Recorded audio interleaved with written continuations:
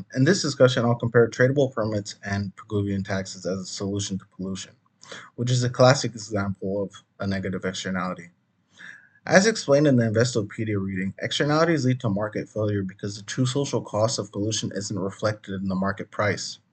A Pigouvian tax puts a price on pollution. The main advantage is price certainty. Firms know exactly how much they'll pay per unit of emissions. According to the C2ES reading, this creates a consistent incentive for companies to reduce pollution over time. However, the downside is that it doesn't guarantee a specific level of emission reduction, since firms might just pay the tax instead of cutting emissions.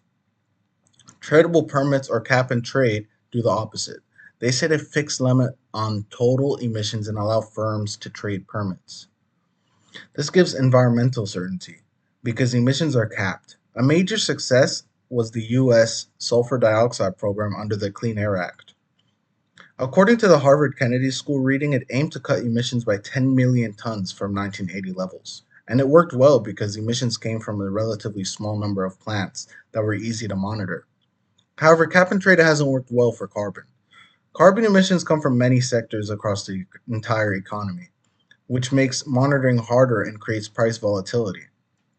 The on road simulation also shows that climate change requires coordinated large scale action across multiple systems, which is harder to achieve with fragmented carbon markets. Because of this, many economists recommend a carbon tax. The Climate Leadership Council states that a carbon tax is the most effective way to reduce emissions and suggests returning the revenue to citizens as dividends. Overall, tradable permits work well with when emissions are concentrated and easy to track, like sulfur dioxide, while Pigouvian taxes are often better for complex economy-wide problems like carbon tax. Thank you.